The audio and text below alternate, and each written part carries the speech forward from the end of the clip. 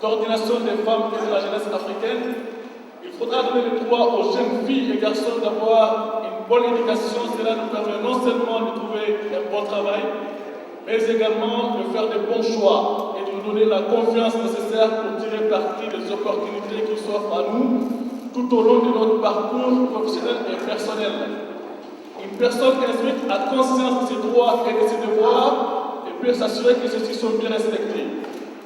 Conscient de cela, notre association s'est donnée comme objectif principal de défendre des valeurs telles que la citoyenneté, la solidarité, le progrès social et la responsabilité. La citoyenneté nous offre l'accès à l'ensemble des droits politiques de notre pays tout en créant des devoirs permettant de participer à la vie civique. L'union fait la force. À travers la solidarité, chacun de nous se comporte comme s'il était directement confronté aux problèmes des autres, sans quoi c'est l'avenir du groupe qui pourrait être compromis.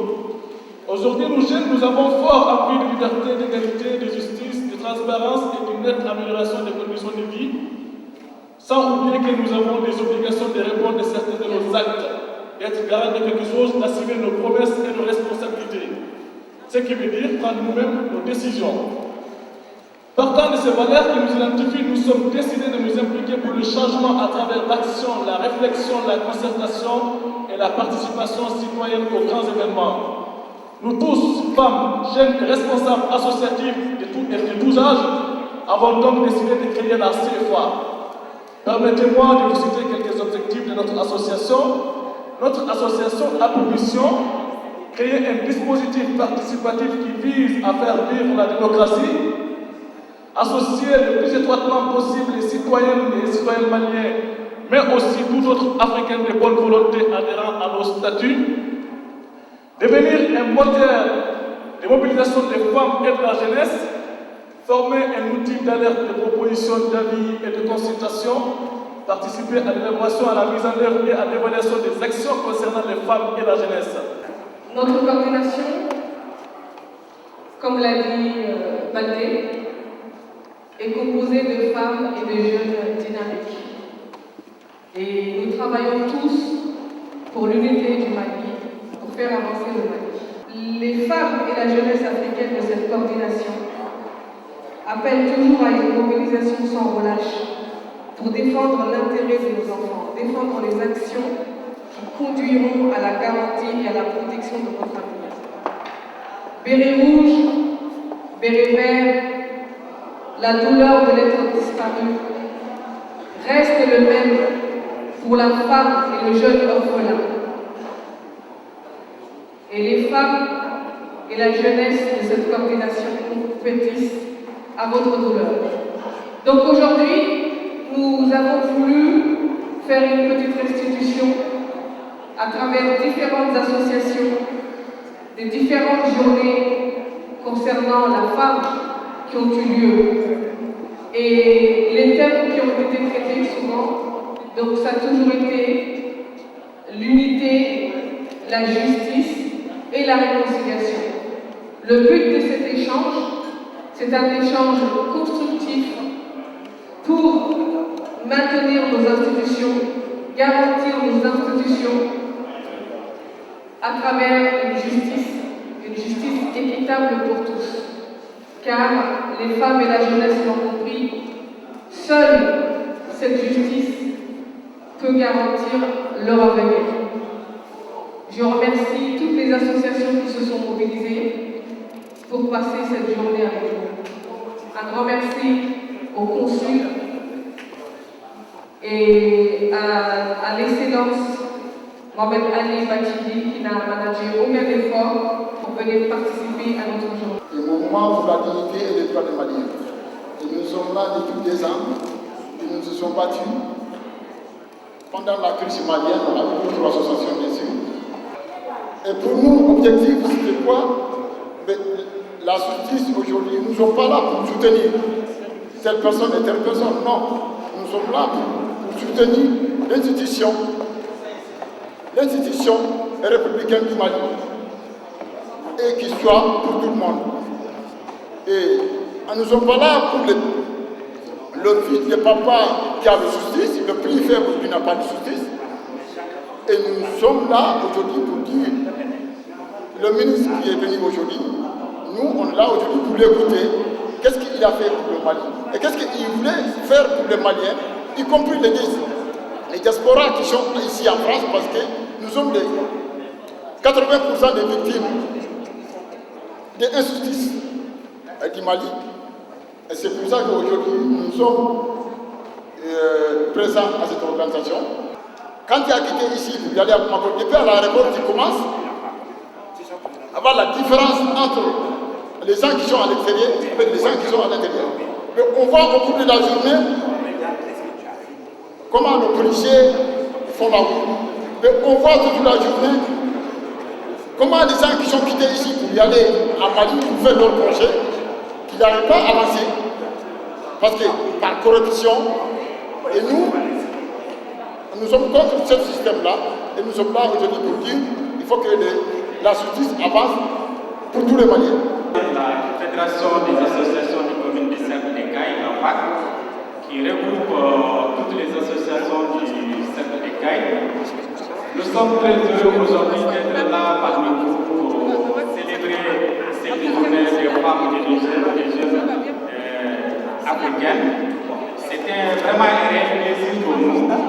Et au niveau de la région des Cailles, comme vous le savez, et notamment au niveau du cercle des Cailles, le cercle des Cailles est confronté à d'énormes problèmes, surtout au niveau de la justice sociale. Comme vous le savez, tout le poids de cette région-là repose sur nous, les migrants. Et les migrants sont la cible primaire de la première région, ce qui fait que cette région a été délaissée par les autorités de la première ère jusqu'à nos jours. Nous, au niveau du cercle des Cailles, nous prenons la justice sociale. Il faudrait que la justice soit rendue à tout le monde et que les autorités vraiment regardent cette région-là qui est gorge d'énormes potentialités, mais qui est délaissée au profit de l'immigration.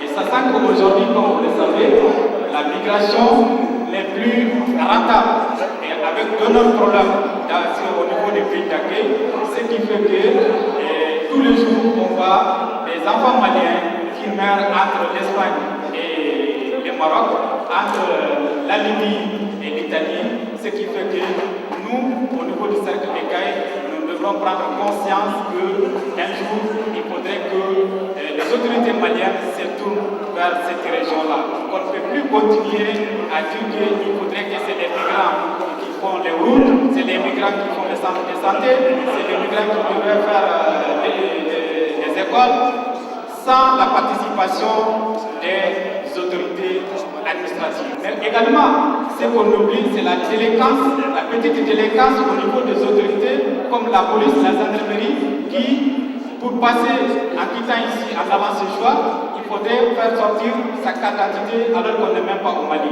Et souvent, la carte d'identité consulaire qu'on a ici, pour les passeports avec lesquels on voyage, n'est pas apprécié par les autorités et simplement ils veulent qu'on donne de l'argent. Les petits pots de vin, c'est ce qui met l'économie malienne à genoux. Et pour donner 1000 francs à un policier, vous n'avez jamais reçu. Vous arrivez à l'aéroport de Bamako, surtout les migrants, pas tous les migrants, mais ceux venant spécifiquement de la France. Vous arrivez même avec un petit bagage à main, vous êtes retenu et vous devez donner de l'argent, sinon vous ne passez pas. Je pense que les migrants, les femmes et les jeunes, il faudrait qu'on s'attelle à cette problématique-là afin qu'on puisse interpeller les autorités de fluidifier la circulation des migrants quand on veut rentrer chez nous. C'est très important. On quitte un pays d'accueil, on veut rentrer chez nous. Je vais tout simplement dire qu'on ne peut pas parler de sécurité sans parler d'abord de sécurité judiciaire. Donc la justice est au début et à la fin de tout développement. C'est pour cela que je remercie la CEPA d'avoir organisé cette manifestation pour pouvoir écouter le ministre de la Justice pour la stratégie qu'il compte déployer pour lutter contre la corruption. Parce que tout le monde sait que la corruption a gangréné le Mali. Et les facteurs qui ont conduit à l'effondrement du Mali aujourd'hui, tout le monde le sait, c'est la délinquance financière, c'est la corruption et la mauvaise gouvernance.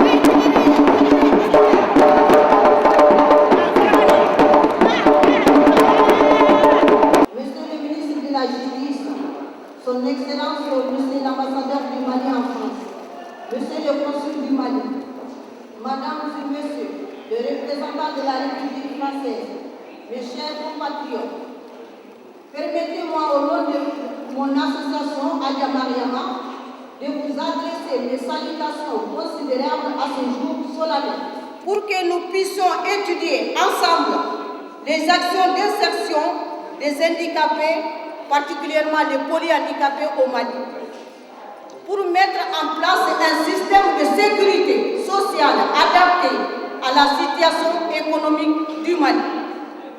Espérant que notre appel ne restera pas sur un simple rapport publié sur un site et enfoui dans un placard ou un tiroir. Monsieur le ministre de la Justice, vous êtes notre espoir pour avancer et avoir un Mali meilleur en s'aimant dans la justice. On n'a pas choisi d'être malien, mais on a eu la chance d'être malien. Je vous remercie. Mesdames, Mesdemoiselles, Messieurs, Son Excellence Monsieur le Ministre, Excellence Monsieur le Consul, chers compatriotes, bonjour. Je suis Madame Tamara Malado, présidente de l'ADS, Association pour le développement et l'interculturalité et l'épanouissement socio-économique. Je suis vice-présidente de la CEFA, Coordination des femmes africaines. Monsieur le ministre, je vous remercie pour votre présence et en profite pour aborder 3 sujets de préoccupation des Maliens et des Syriens. Premier sujet, j'aborderai celui de la santé. Monsieur le ministre, n'êtes pas savoir que de grands nombres de décès dans les hôpitaux du Mali sont dus à des erreurs médicaux. Personne ne porte plainte en croyant que le combat est perdu d'avance. Pour mettre fin à ce fléau, rassurer les compatriotes, de condamner les médecins ou infirmiers coupables. Deuxième sujet, ça concerne les logements, particulièrement celui des Maliens de l'extérieur, monsieur le ministre de la Justice. En effet, nous sommes près des Maliens sur 2 à être trompés en voulant acheter ou construire une maison au Mali. Nous travaillons dur en France. Nous participons à la reconstruction du Mali. Monsieur le ministre, est-il possible d'envisager des constructions de logements sociaux pour les Maliens de l'étranger? Troisième point, mon dernier point concerne la justice au Mali. D'abord, je tiens à vous remercier de vos actions contre les intouchables, l'impartialité de la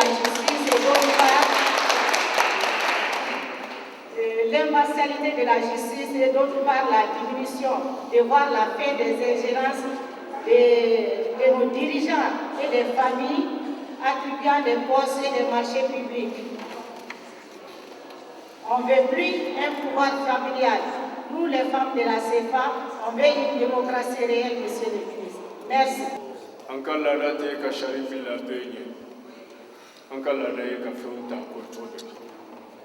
Excellence ni nana yanka kire soit en kai ka do yemi. Excellence ni nana yanno inana minumbara idem no dona anka ko fuye yemi. Excellence ni nana anka kuntige minye anka kanya fiye. Excellence ni tamanyo minun nana ne sakoye anka nya fo anga don ayande anka lo kola. Bismillah yan. Walma bismillah ni dunu ni tamay ko yakala da ya tejiem mais on vraiment ko bam anyemi ki asambi an ka be femi fe an ka ko fi critique la kuti anyam ka fe ni ka fa parce que subhanahu wa ta'ala tawda be ko no fa to banka sunu tile kirimana tiga anu che babo yana am faso fa nan tara kirimana tiga na babo yana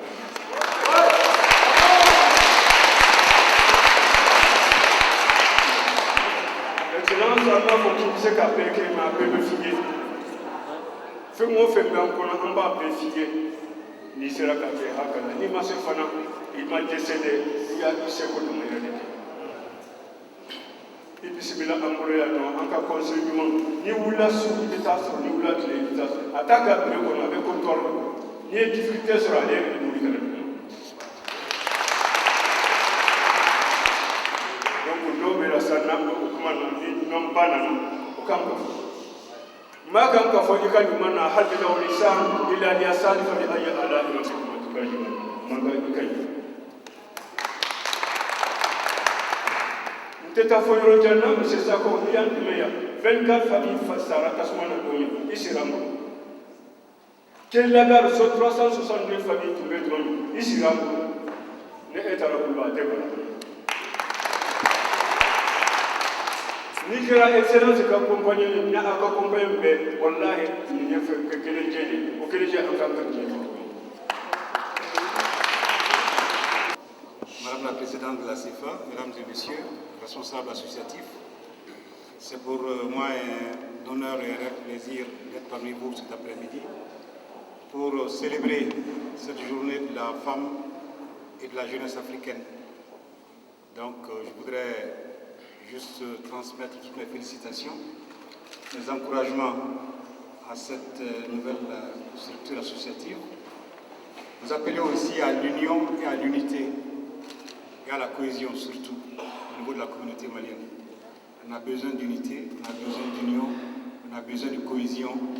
Donc au-delà des structures associatives qui sont en place, il faut que les gens acceptent de se donner la main pour aller à l'essentiel.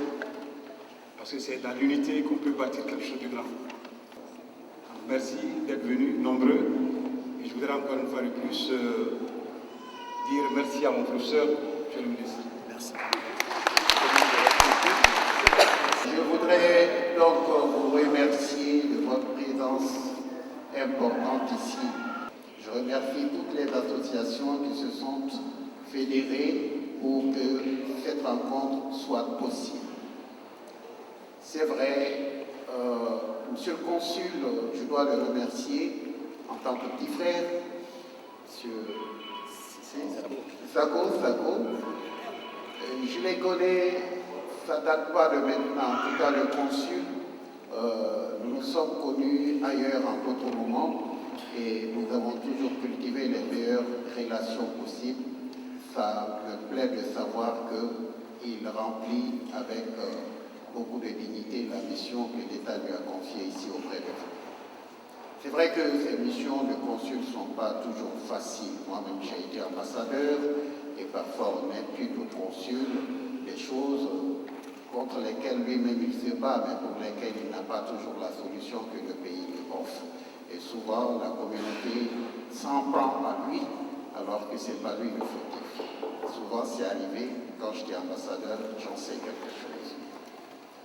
Cela dit, nous sommes ici, selon les mots du consul, pour construire. Il est temps que le Mali se préoccupe de sa reconstruction. Il est temps que nous cessions de développer des discours de conflit. Les élections sont passées, nous nous sommes exprimés. On a dit ce que nous pensons les uns des autres. L'heure est à la reconstruction. Il faut construire. Ce pays a besoin qu'on change de mentalité. Très sincèrement, toutes les déviations, tous les problèmes qui viennent d'être soulignés, elle a parlé d'abord de la santé, elle a parlé de la construction, elle a parlé de la corruption. Tout cela, c'est une réalité. Mais il faudrait développer une attitude pour construire des solutions afin de vaincre tout cela. Je n'aurais cesse de le dire. Je ne pourrai jamais me lasser de dire qu'il faut changer chacun et tous. Pourquoi je le dis? Parce que qu'est-ce que nous gagnerons à nous battre toujours les uns contre les autres, sans faire avancer le pays, en disant c'est ça la faute, c'est toi qui as fait la faute, c'est toi qui as fait ceci. D'accord, la faute, une fois qu'on l'a vue, une fois qu'on en a perçu les conséquences, c'est qu'il faut faire, qu'est-ce qu'il faut faire pour rattraper, pour changer. Et c'est important.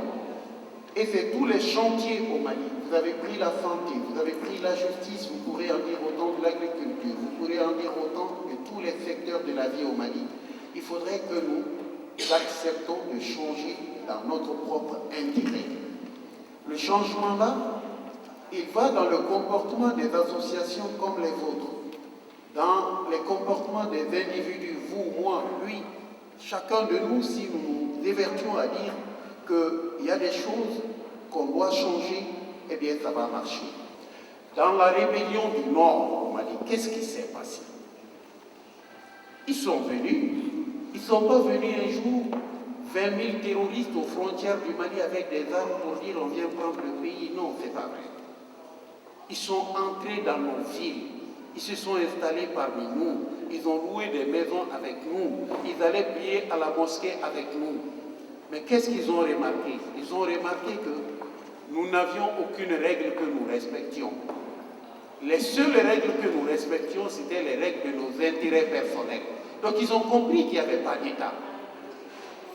Ils ont compris qu'il n'y avait pas de loi. Ils ont compris qu'il n'y avait pas de respect. Et eux, puisqu'ils avaient un objectif, ils sont entrés, ils se sont installés, et quand ils ont cru qu'ils étaient assez forts, ils ont attaqué le pays. Mais quand ils l'ont attaqué, quelle a été leur première démarche? C'est de dire, maintenant la loi, c'est la charia. Parce que pour eux, il n'y avait pas de loi avant la charia. Il n'y avait aucune loi. On ne l'appliquait pas. Et pour montrer qu'ils sont arrivés au Mali, qu'ils entendent exercer le pouvoir politique et social, qu'est-ce qu'ils ont dit? Nous appliquons la charia. C'est-à-dire qu'eux-mêmes savent que même pour leur triomphe, il leur faut des règles. Et les règles, c'est dans la charia qu'ils ont été la charia. Donc ce qui veut dire que si vous rejetez vos propres règles, quelqu'un d'autre viendra vous imposer ces règles à vous.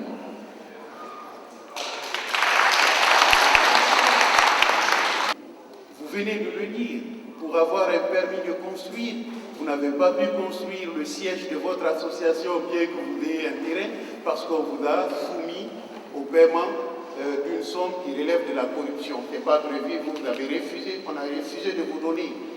Mais oui, c'était le quotidien de tous les Maliens. Avec la Confédération des femmes africaines et des jeunes, la déclaration de Dakar, c'est que la renaissance malienne est en marche et rien ne doit l'arrêter. Rien, plus rien. Mes chers amis, il faut le retour des cadres. Il faut faire venir au Mali vos mathématiciens, vos physiciens, vos pharmaciens, les meilleurs d'entre vous. L'armée malienne, il faut la réformer. Maintenant, pas demain, maintenant. Et il faut que le ministre le dise à IPK. Il faut réformer l'armée pour que le Mali ne tombe plus jamais. Le Mali défendra le Mali. Bien sûr. Il fut un moment où tout le monde sait. Je me souviens, il y avait une petite guerre régionale de l'armée malienne à l'époque. Elle a gagné rapidement. Donc il faut une armée malienne. On n'est pas là pour tricher. Une fois de plus, Mme Diane Touré, je vous rends hommage, parce que vous êtes jeune, vous avez la vie devant vous, et vous savez que toute femme porte en elle une grande espérance, et c'est la raison pour laquelle je suis fier de comprendre que vous êtes la présidente de la Confédération des femmes d'Afrique, et avec la jeunesse, cette jeunesse qui ne faut pas laisser fuir le Mali, créer les conditions pour que les jeunes Maliens restent au Mali. Je vous fais confiance. Merci beaucoup. Dans la réalité, aujourd'hui, la justice internationale est celle des vainqueurs. Et comme disait un proverbe sud-africain, si les lions écrivaient l'histoire de la chasse, ils ne l'écrivaient pas de la même façon que les chasseurs.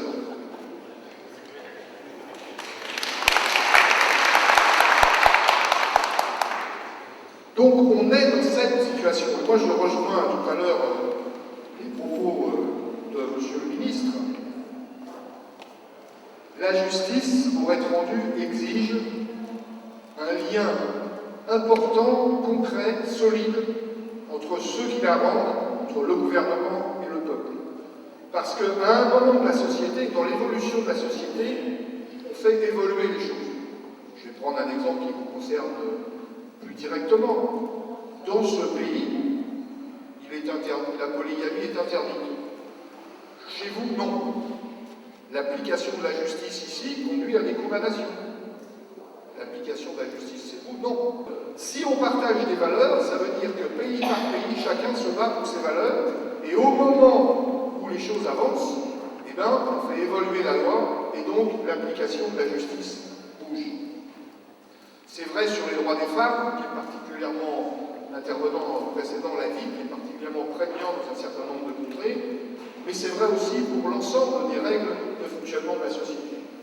Il y a des règles, on appelle ça la loi, l'application de la loi, on appelle ça la justice. Alors après, la justice, pour être rendue, exige d'abord que l'État existe. L'État dans son ensemble, avec une administration, une police, une armée et un corps de santé, l'école et la justice. Elle exige que l'État existe, mais elle exige aussi, pour être rendue, qu'elle ait des moyens.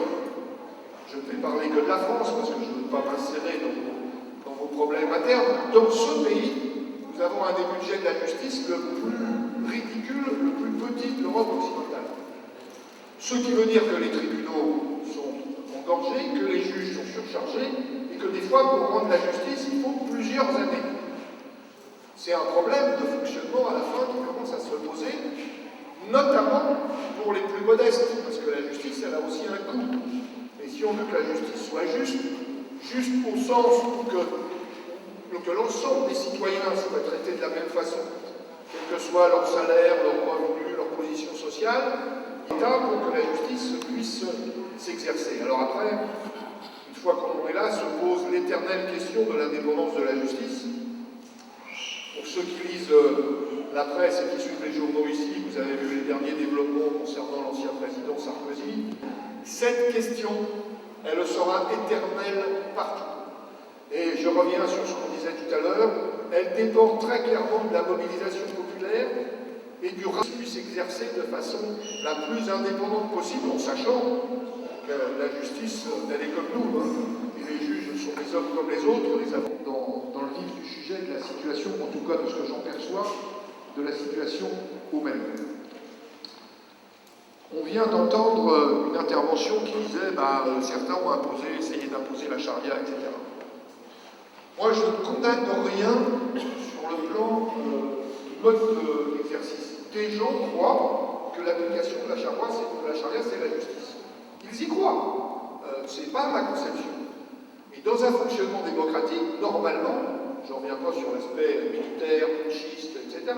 Dans un fonctionnement démocratique, il faut que l'ensemble de la société et l'ensemble des citoyens désavouent cette conception. Et à partir de là, dans un fonctionnement ordinaire, ce sont des gens qui croient ça, ils sont minoritaires, c'est leur droit, mais ce n'est pas l'application de la justice telle que nous pouvons la concevoir. Vous êtes entrés probablement, je l'espère en tout cas, dans une période de réconciliation. Réconciliation, ça veut dire que il y a des crimes qui ont été commis, ils doivent être jugés. Et puis, il y a des engagements qui ont été pris à un moment donné par des citoyens qui croyaient faire les choses de leur point de vue juste. Et il faut les rassembler, en discuter et voir comment on peut dépasser ça. Ça concerne essentiellement la politique, au sens noble du terme, et l'élaboration de la loi. Et évidemment aussi, par conséquent, le fonctionnement de la justice. Je crois que le seul élément important du point de vue de la justice, c'est que tout le monde considère qu'elle s'applique indifféremment pour tous les citoyens, quel que soit leur passé, leurs engagements, de la même façon. Pour être un peu provocateur, quelqu'un qui a commis des crimes baptisés contre l'humanité, en tout cas des crimes dans une période de guerre civile, qu'il soit dans les battus, dans les vainqueurs, il doit être traité de la même façon.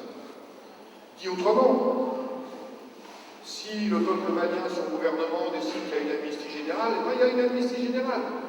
S'il décide qu'il y a une amnistie sauf pour telle chose, telle chose, telle chose, il y a une amnistie sauf pour telle chose, telle chose, telle chose. Et tous ceux qui ne sont pas amnistiés, quels que soient leurs engagements, doivent donc être jugés et éventuellement condamnés. Je crois que c'est l'élément central, c'est l'élément de la confiance. C'est la confiance qui a fait tomber la caméra. Voilà. Dans une situation dans laquelle vous sortez, je crois que l'essentiel, c'est la justice, mais après tout, à ce moment-là, que le droit armé de la société à un moment donné. L'essentiel, c'est d'avoir retrouvé la confiance de tous pour que chacun considère que ce que fait la justice est juste. Et après, évidemment, la société poursuivra ses évolutions. Je voulais vous prendre un dernier exemple. Moi, ma sœur habite au Mexique, dans un État issu de la Révolution mexicaine de 1910. La terre appartient au peuple, personne n'est propriétaire. Les gens occupent, avec des mots théotiques, des parcelles de terrain, mais il n'y a pas de propriété. Je termine. Donc l'expression de la justice, à partir de là, est différente. Voilà, j'avais raison de me couper, sinon ça pourrait durer encore longtemps.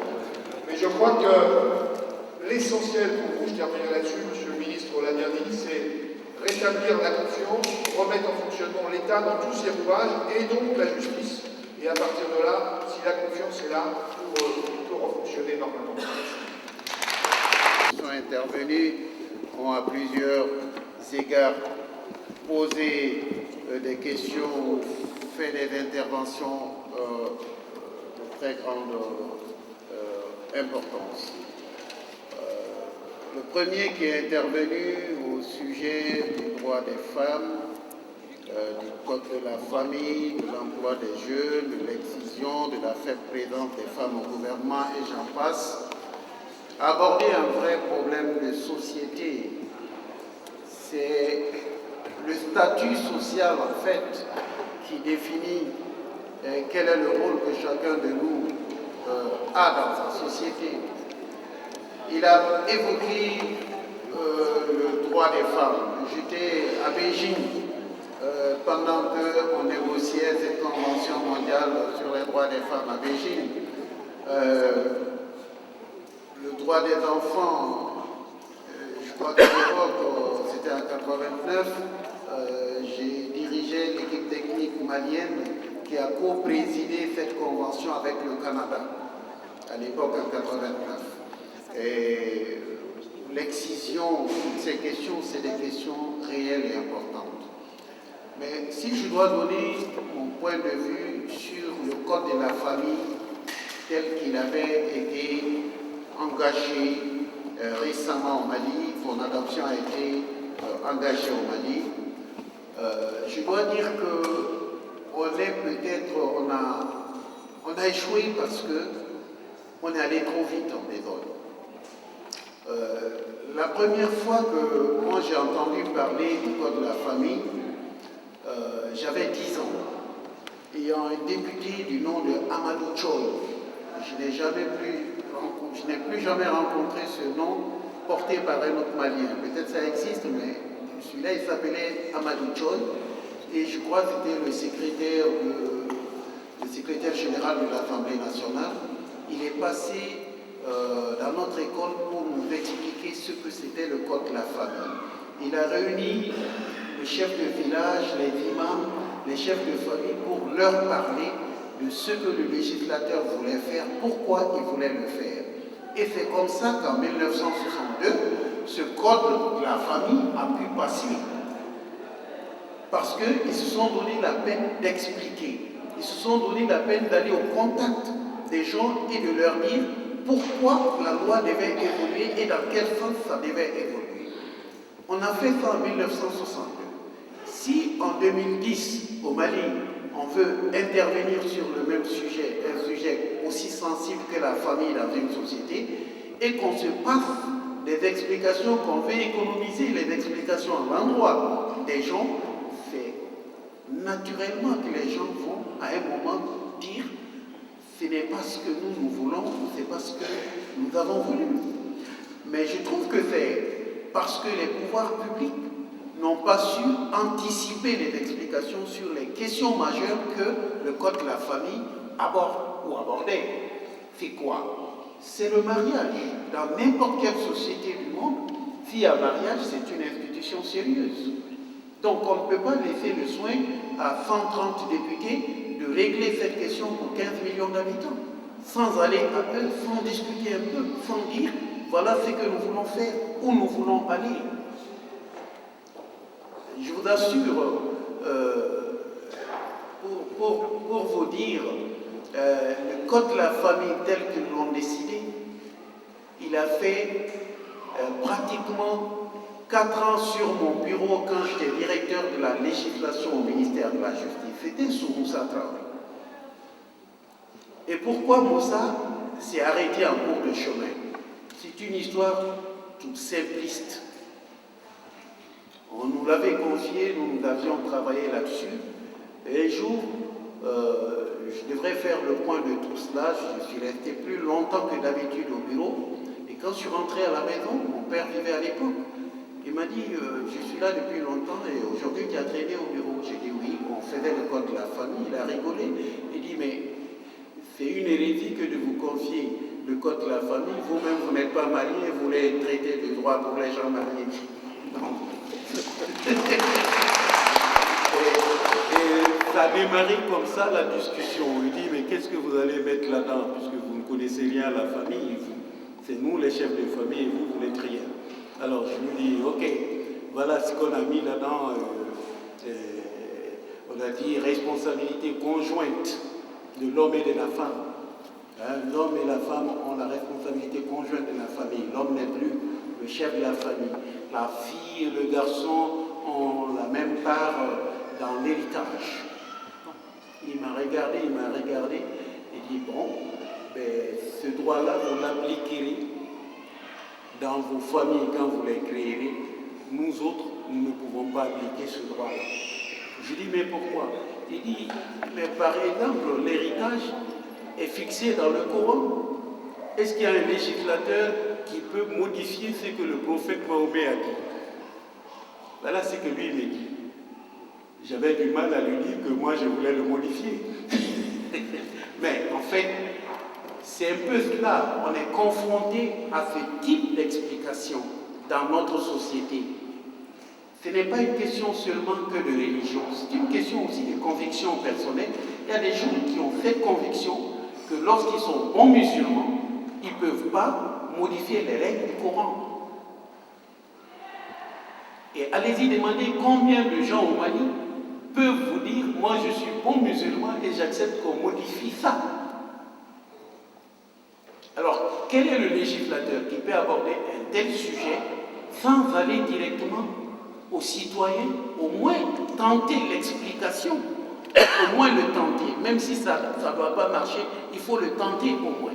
Mais si tu ne le tentes pas, tu laisses la place à ceux-là qui vont donner leur explication à ta place.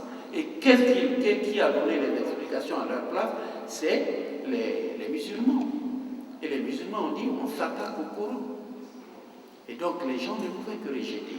Mais est-ce la faute des gens ou est-ce la faute des pouvoirs publics? C'est là où on se pose vraiment une question sérieuse sur le code de la famille. Quand on évoque les conventions mondiales, les conventions internationales, c'est vrai que les principes qu'on y dégage, mais ces principes s'articulent autour des cultures, autour des sociétés, autour de leur réalité. Et il y a tellement de différences entre les sociétés que dans cette articulation, les différences apparaissent.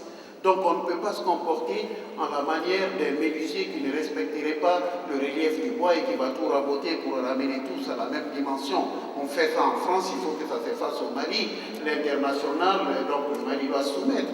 Non, je crois que aller à la loi est une démarche un peu plus subtile que cela.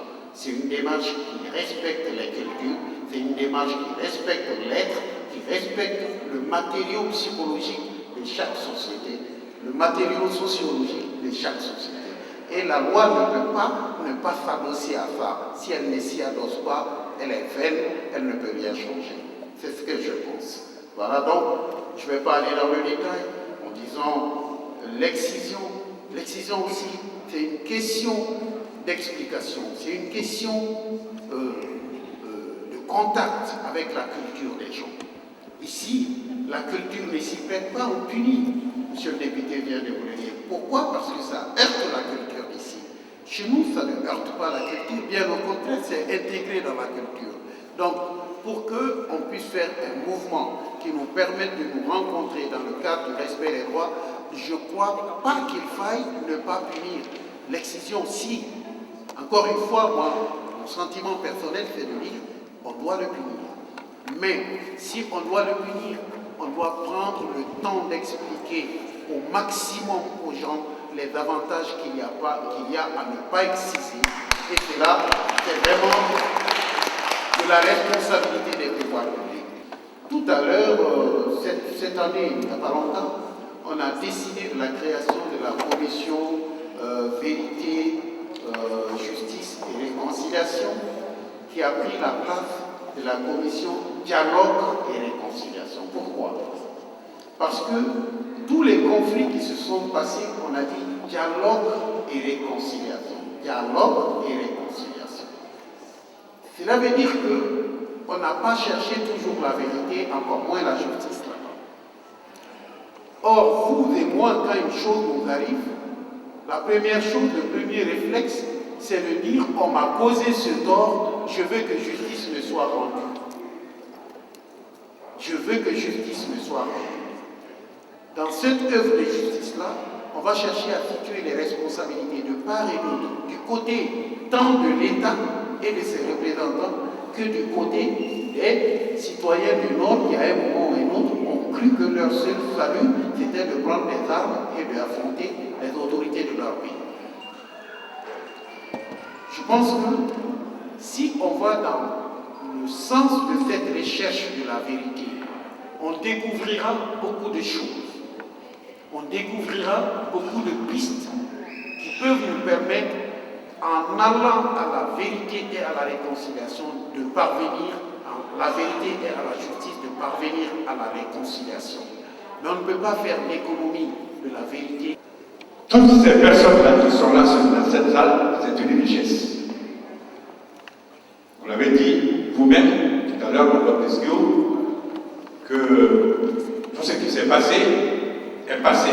Quand on verse de l'eau par terre, qu'on veut le récupérer, c'est impossible. J'ai été au Mali, j'ai assisté à ce colloque au CICB concernant la justice transitionnelle au Mali. Pendant 4 jours, on a fait ce colloque-là au Mali.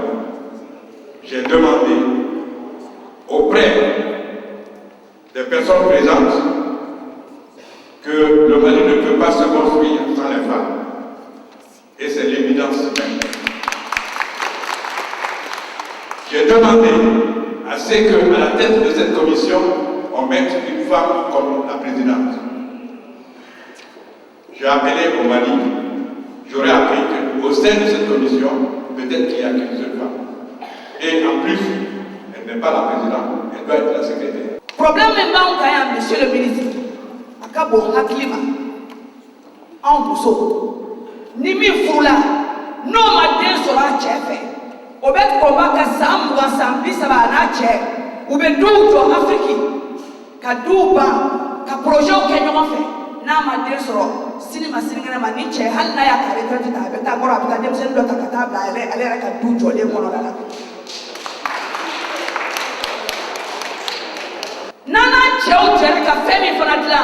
Anyele badeu, anfade menombeso, nanya jigita kadauka, ubanga so, uba escroquer, ubuka duto anga dula.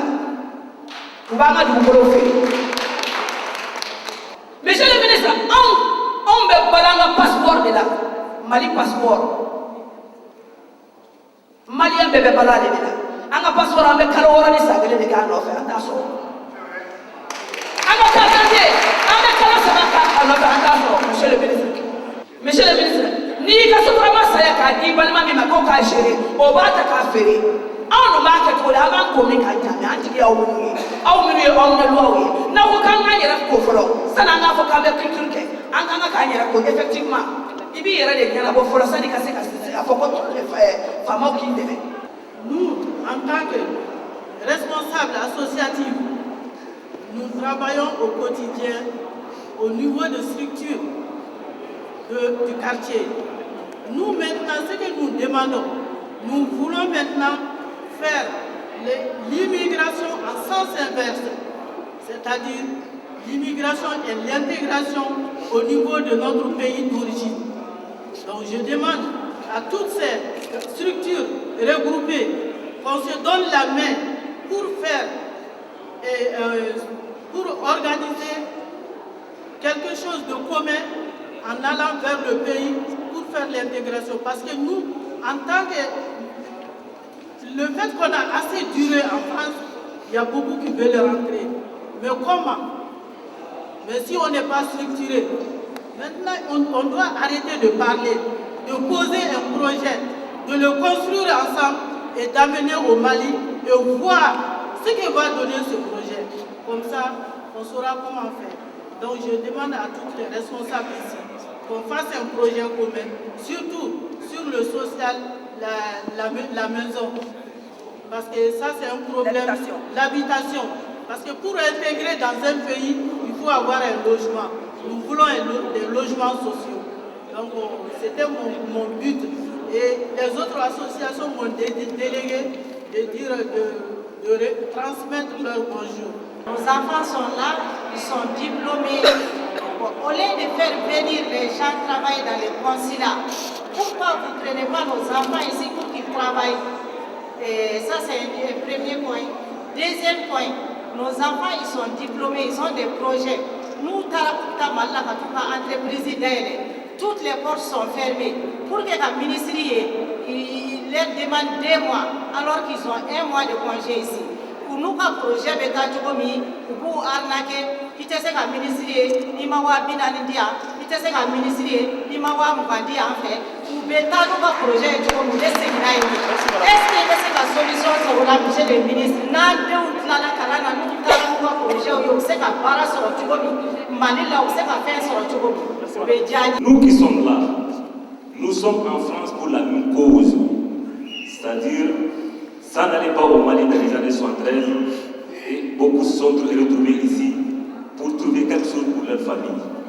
Le plus important pour nous aujourd'hui, c'est d'avoir un chez-soi au Mali. Quand on a nos lots, pour acheter un lot au Mali, il y a 1001 problèmes.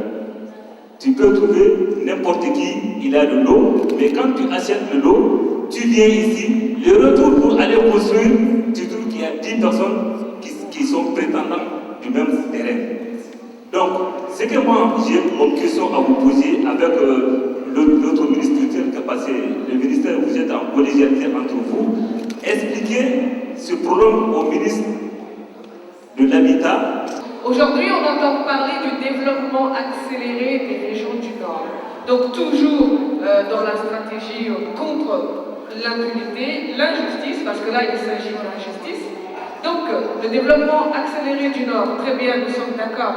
Mais dans ces cas-là, pour les autres régions, qu'est-ce que vous allez faire? Parce que la région de Caille est une région qui a beaucoup souffert. Moi, avant de commencer, je voudrais vous demander, s'il vous plaît, d'observer une minute de silence à la mémoire de nos martyrs du 26 mars. S'il vous plaît. Une minute de silence, si ça vous dérange pas.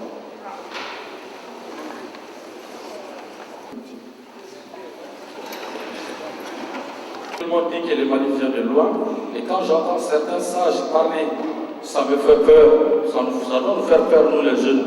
On parle de réconciliation, on dit que les Mali viennent de loin, on parle de rébellion. La rébellion, à mon avis, a commencé depuis les années 60. Moi, je suis écœuré de voir aujourd'hui qu'on ne pointe qu'une seule personne du doigt, à savoir ATT. Je suis trop petit pour les défendre, je ne chercherai pas à les défendre. Mais si on veut parler de réconciliation, qu'on veut aller de loin, je pense que ce n'est pas le problème, ce n'est pas la peine de tenir un seul homme responsable. Alors qu'il y a eu la rébellion sous Modibo, sous Moussa, sous Alpha et sous ATT. Avec beaucoup de facteurs. Non, je n'ai pas fini, s'il vous plaît. Vous avez parlé 10 fois, avec tout le respect que j'ai pour vous. Laissez-moi terminer. Alors, ce que je veux dire aussi, c'est que j'ai entendu dire que le Mali, le gouvernement actuel veut juger ATT par rapport à certains faits. Parmi ces faits, on a noté 3 points. Il y a un point qui m'a interpellé. On lui reproche d'avoir favorisé certains militaires qui a été un facteur de démoralisation pour d'autres au front. Mais moi aussi, j'ai aussi été surpris de voir que les gens qui étaient au nord comme militaires, à savoir Gamou, Dabo, et il y a un autre qui était colonel. Aujourd'hui, votre gouvernement les ont nommés généraux, alors que ces gens-là étaient au nord au service d'ATT pour combattre le terrorisme, pour combattre les rebelles. Aujourd'hui, si vous dites qu'il a mis des gens incompétents au nord, est-ce que vous, en nommant ces gens généraux, vous, votre gouvernement bien sûr, vous n'êtes pas là en train de récompenser une incompétence aussi? parce qu'ils sous ATT, ils étaient colonels. Aujourd'hui, parce qu'ils ont bien travaillé, vous les avez nommés généraux. Alors, qu'on nous explique, est-ce que vous faites votre justice ou vous faites la justice? Est-ce que c'est un règlement des comptes personnels ou bien c'est un problème réel du Mali? Aussi, je vais rajouter que ATT avait quand même réussi à mettre certains rebelles en prison, que vous, votre gouvernement et IBK les ont libérés et que par la suite, ces gens se sont retrouvés, même sur la liste RPM, ils ont été députés. Je voudrais qu'on m'explique ça aussi, comme si j'ai 2 ans.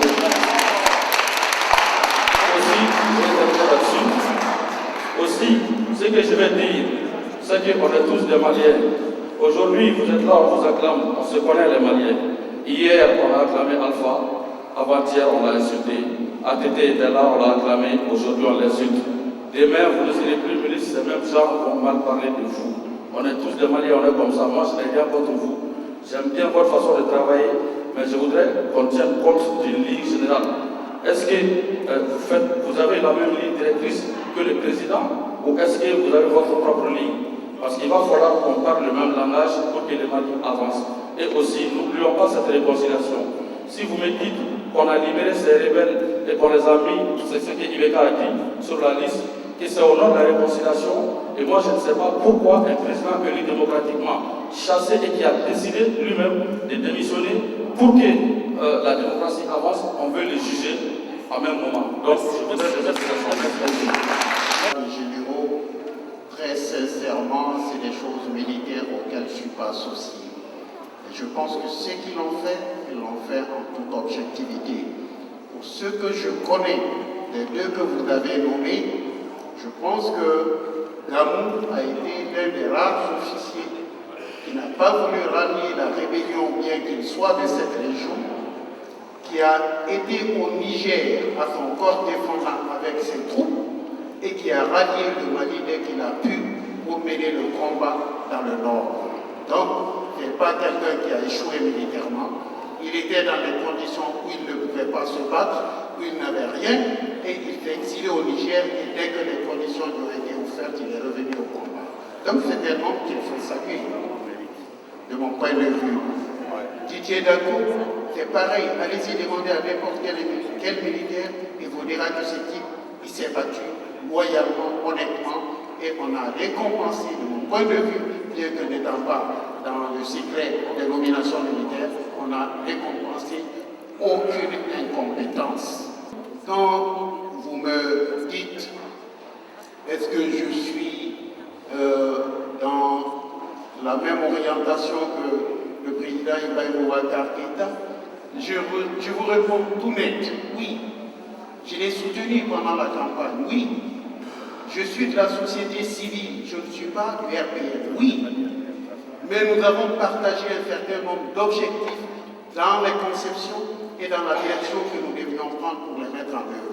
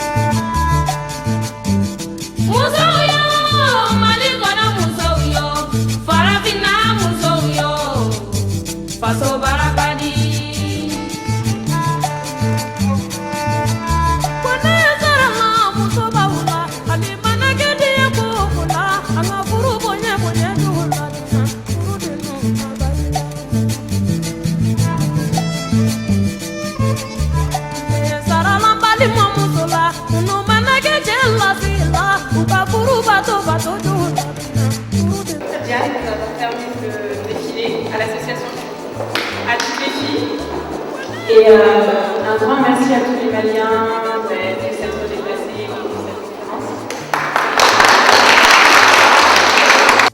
Il y a eu beaucoup de questions sur le Mali, sur ce qu'on doit faire, sur ce qu'ils attendent du Mali. Même si on n'y a pas répondu à toutes ces questions, c'est quand même la preuve que nos concitoyens ici en France s'intéressent à ce que nous faisons au Mali. Au niveau du gouvernement, au niveau de la société, ils sont intéressés et ils ont posé des questions, ce qui est normal. J'espère avoir apporté quelques éléments de réponse, si ce n'est pas tous les éléments, et que le temps permettra de prendre en compte leurs préoccupations et de rechercher les solutions qu'ils attendent de nous au Mali. Merci. Je suis Baldé Mohamed Moumini, le secrétaire général de la CFA. La CFA, c'est une coordination des femmes et de la jeunesse africaine. En fait, ce n'est pas une association politique. Nous, on cherche à mobiliser toutes les femmes et les jeunes maliennes pour qu'elles participent à la vie politique et la justice aussi. On a eu l'initiative d'inviter monsieur le ministre ici parce qu'aujourd'hui, au Mali, on voit qu'en fait, la justice, elle est là, mais il y a des personnes intouchables. Nous, on n'est pas d'accord avec ça. Nous voulons que la justice soit pour tout le monde. C'est-à-dire qu'il n'y ait personne au-dessus de la loi. Qu'il y ait des gens comment ça s'appelle, des gens qu'on peut arrêter à tout moment, juger à tout moment. Nous voulons une justice équitable pour tous les Maliens. Et maintenant, dans cette initiative-là, on a voulu impliquer les jeunes et les femmes qui sont là en France. Et aussi, s'il y a des jeunes et des femmes aussi au Mali qui veulent adhérer à nos statuts, ils sont les bienvenus. Ici aussi, il n'y a pas seulement que le Malien, même ceux qui vivent dans d'autres pays, ou par exemple des jeunes Africains d'autres pays africains qui adhèrent à nos statuts, ils sont les bienvenus. Alors aujourd'hui, c'est la journée de restitution des différentes journées qui ont été faites par rapport au 8 mars, des journées pour les femmes. Et aujourd'hui, cette restitution ressort qu'en fait, la jeunesse et les femmes ont aujourd'hui besoin d'unité, de sécurité, de reconstruction. Et ces 3 éléments fondamentaux ne sont pas possibles s'il n'y a pas de justice, une justice équitable pour tous. Merci.